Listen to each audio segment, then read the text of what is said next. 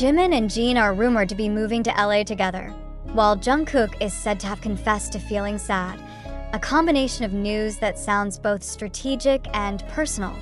If true, what is the calculation behind the relocation, and how should the public read the emotions of a colleague who has always appeared tough? Initial signals circulating in the fan community describe this decision as a measured step, not a spontaneous outburst.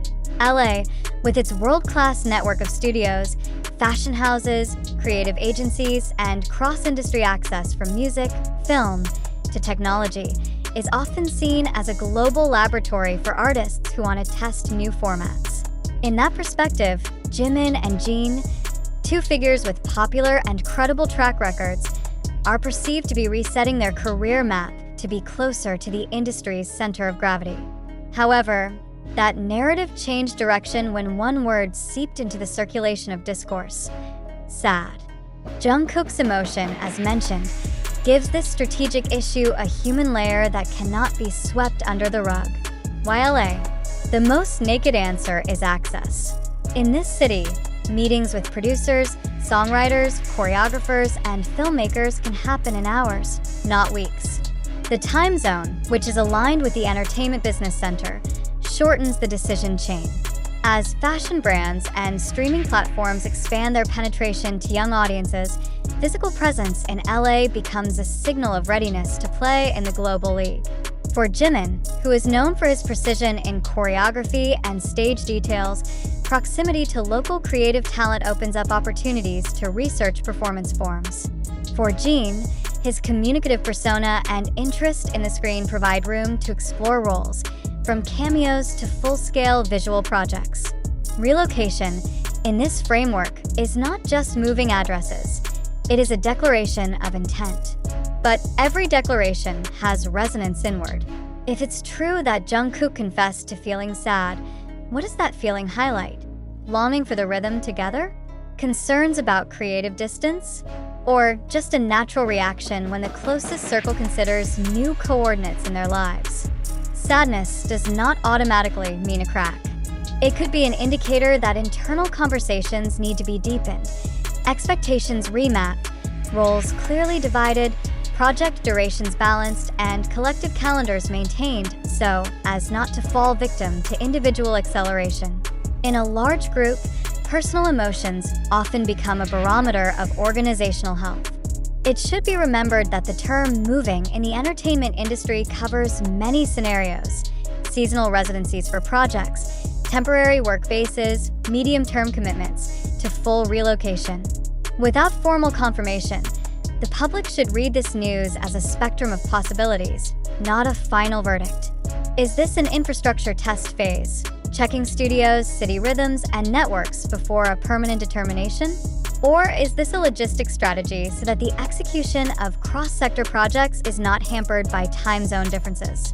This kind of caution is not an attempt to cover up curiosity, but rather a way to maintain narrative accuracy.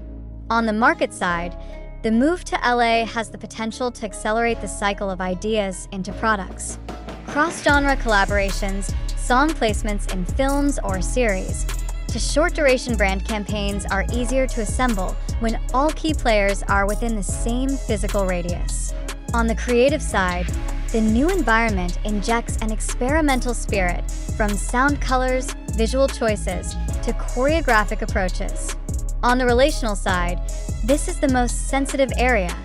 Geographical distance is often followed by emotional distance if communication protocols are not rearranged.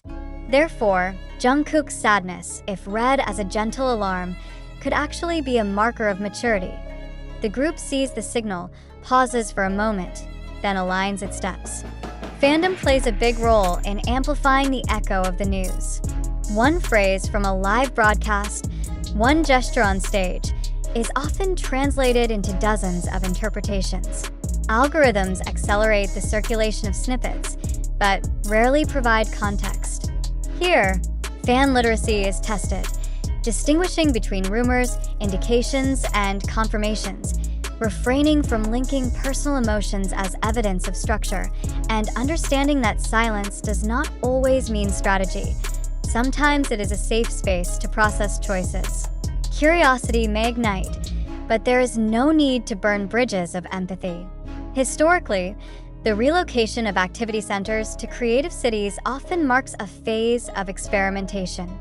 Artists exchange comfort for possibility, collaborative projects, new performance formats, to social advocacy that is relevant to a global audience. If Jimin sharpens his performative side through a network of choreographers and video directors in LA, and Jin explores screen opportunities and brand partnerships, the public may witness aesthetic changes that are felt, not just heard.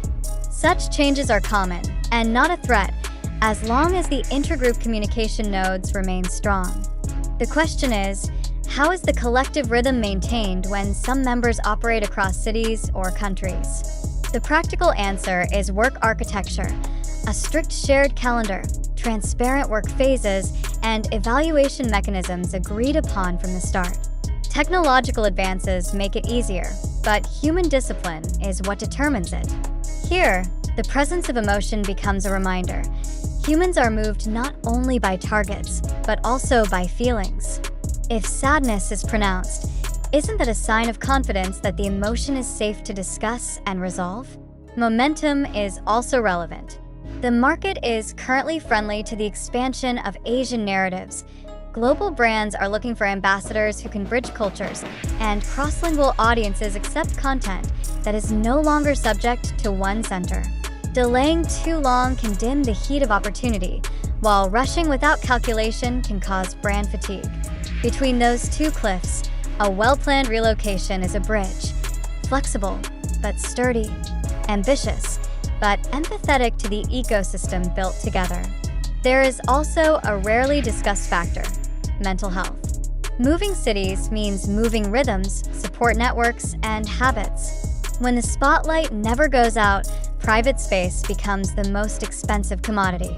Affirming sadness as a legitimate emotion, instead of turning it into sensational material, is the healthiest way to continue the conversation. A mature public knows how to distinguish news from judgment. It demands clarification, but does not lock artists into one interpretation. Then, what are the consequences for group identity? As long as long-term goals are agreed upon, personal relocation does not have to divide the collective narrative. Groups can live in several coordinates at once. One center for production, one center for promotion, one center for experimentation. The important thing is the promise to the audience: clarity of the direction of the work, quality of the performance, and a presence that does not feel as if they are negating each other. The public is waiting for clarification until it arrives.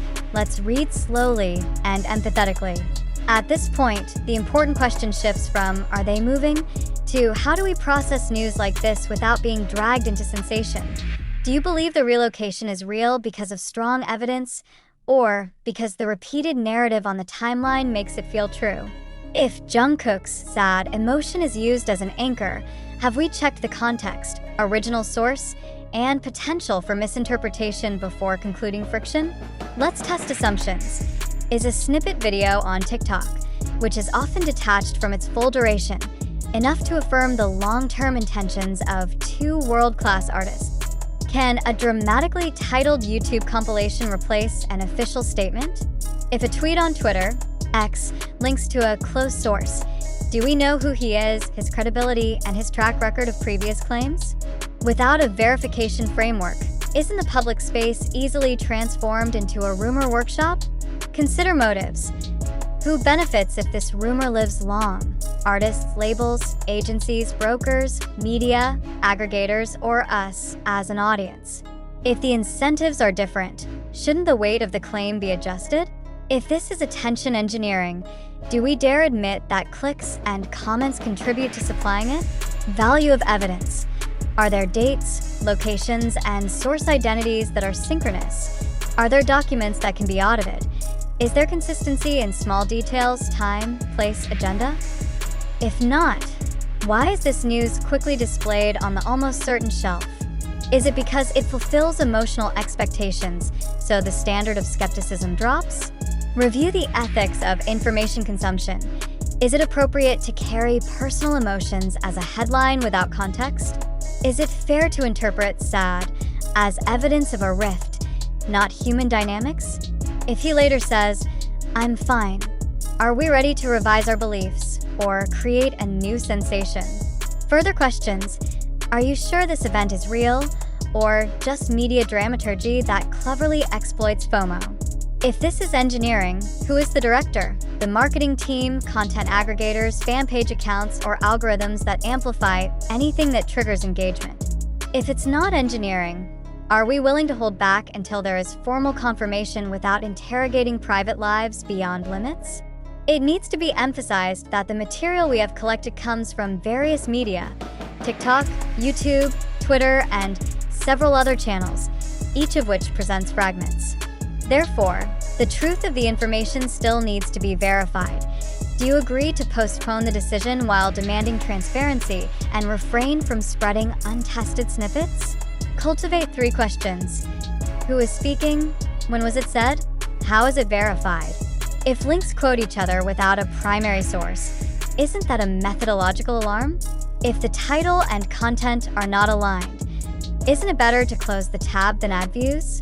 In the end, the issue of Jimin and Jin going to LA together and Jungkook's emotion being called sad is not just gossip. It is a mirror of our habits of consuming information. Are we viewers chasing a quick climax, or digital citizens who patiently wait for confirmation? Are we willing to turn curiosity into verification practices, even if the sensation is reduced? Or will we repeat the pattern of hoaxes that change costumes? Before closing, we invite you to give your opinion. What indicators make this news credible? Official statements, legal documents, credible media coverage, or undeniable physical presence? How do you assess emotions that are broadcast in fragments? Evidence or material for reflection? And if tomorrow the news collapses as a misunderstanding, do we dare apologize, at least to ourselves, for believing too quickly? Thank you for reading with a cool head. Stay skeptical, reflective, and humane, because people's reputations should not be determined by the spread of rumors, and the quality of the public is measured by how they treat uncertainty. Until there is verification, let's treat this as a possibility that needs to be tested, not a truth that must be believed.